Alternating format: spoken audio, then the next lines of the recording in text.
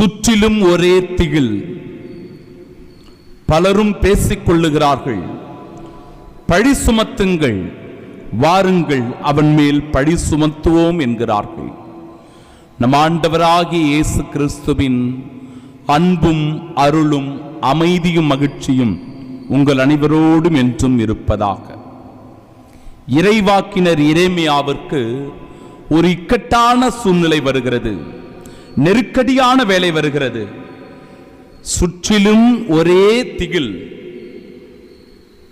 பழி சுமத்துங்கள், வாருங்கள் அவன் மேல் பழி சுமத்துங்கள்.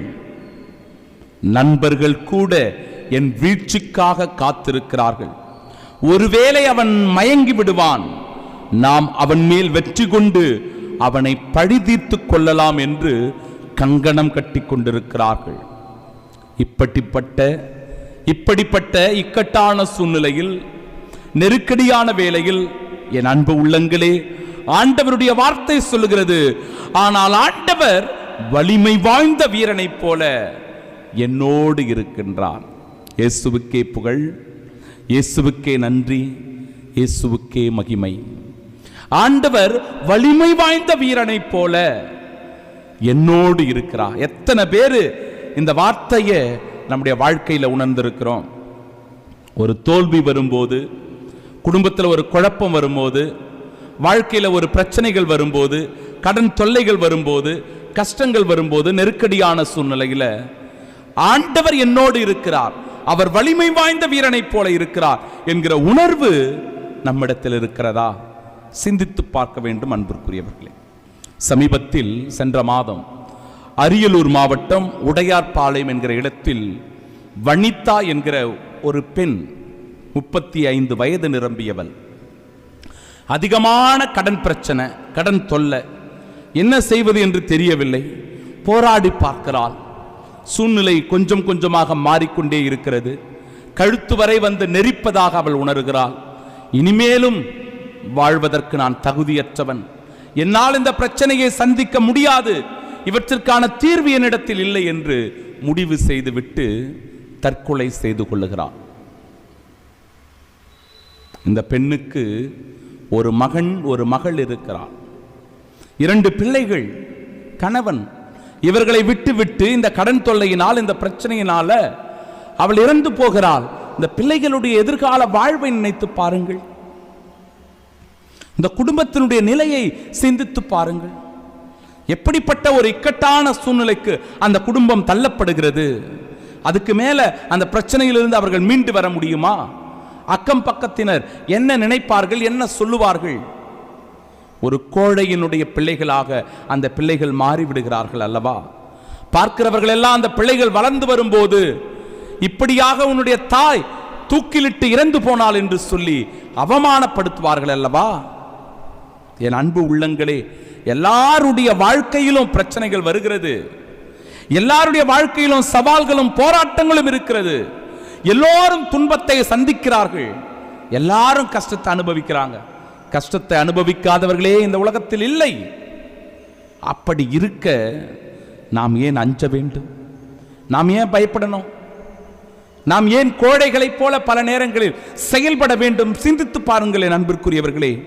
இறைவார்த்தை சொல்லுகிறது இன்றைய பதிலுரை பாடலில், சாவின் கயிறுகள் என்னை இறுக்கின, அழிவின் சூழல்கள் என்னை மூழ்கடித்தன, பாதாள கயிறுகள் என்னை சுற்றி இருக்கின, சாவின் கண்ணிகள் என்னை சிக்க வைத்தன. பாருங்க, இந்த வார்த்தைகளுக்கு மேல என்ன ஒரு இக்கட்டான சூழ்நிலை ஒரு மனிதனுக்கு வந்துவிடும். சாவின் கயிறுகள் என்னை இருக்கின, அழிவின் சூழல்கள் என்னை மூழ்கடித்தன, பாதாள கயிறுகள் என்னை சுற்றி இருக்கின, சாவின் கண்ணிகள் என்னை சிக்க வைத்தன. அப்ப இப்படிப்பட்ட இக்கட்டான சூழ்நிலையில இருக்கும்போது பாருங்க, என் நெருக்கடியான வேளையில் நான் ஆண்டவரிடம் மன்றாடினேன். ஆண்டவரிடம் நான் மன்றாடினேன். என் கடவுளை நோக்கி நான் கதறினேன். தமது கோவிலில் நின்று அவர் என் குரலை கேட்டார். என் கதறல் அவர் செவிகளுக்கு எட்டியது.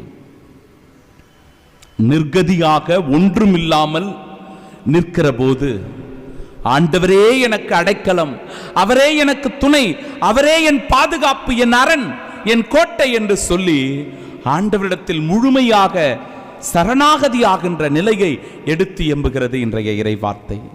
இறுதியாக எரேமியாவால் ஒன்றும் செய்ய முடியவில்லை. எனவே அவர் தன்னை முழுமையாக கடவுளிடத்தில் ஒப்புக் கொடுக்கிறார். ஆண்டவரே, என்னை சுற்றிலும் திகில் இருக்கிறது, என்னை அச்சுறுத்துகிறார்கள், கொலை பயத்தை எனக்கு கொடுக்கிறார்கள்.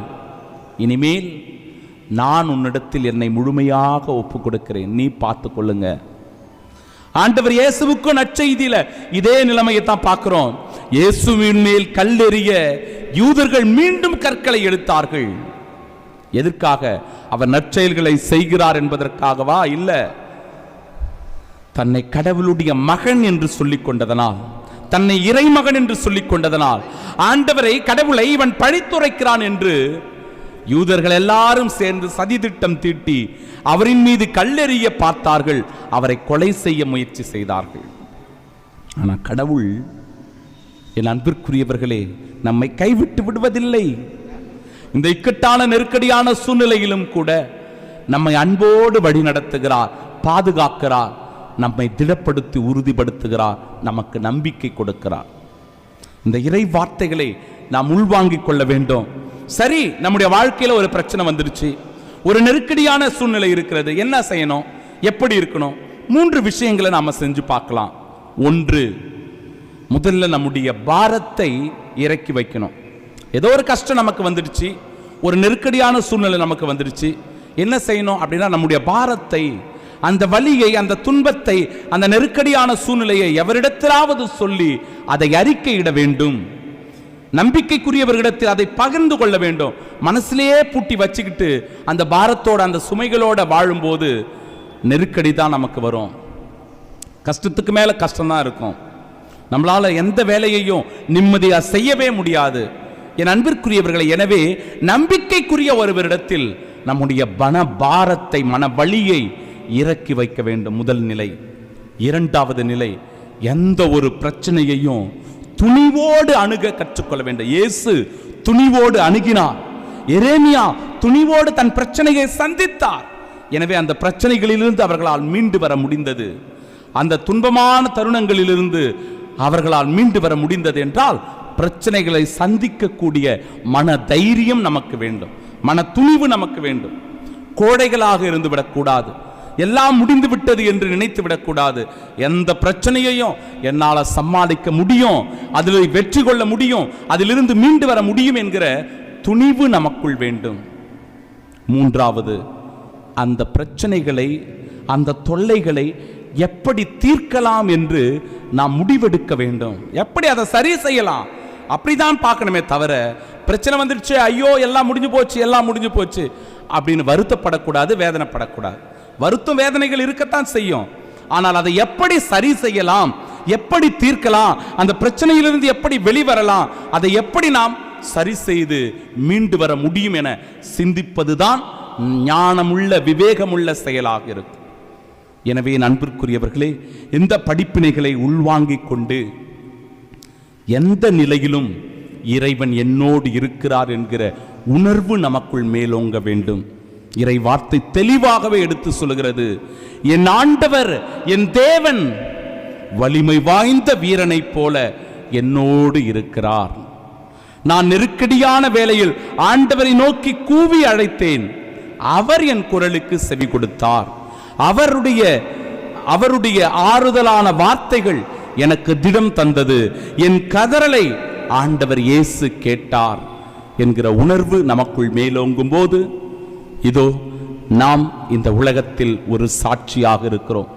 நாம் கோழையின் பிள்ளைகள் அல்ல, மாறாக வெற்றி கொள்ளுகிற இயேசுவின் அன்பு பிள்ளைகள் என்கிற உணர்வோடு இந்த தெய்வீக திருப்பலியில் தொடர்ந்து பக்தியோடு பங்கெடுப்போம்.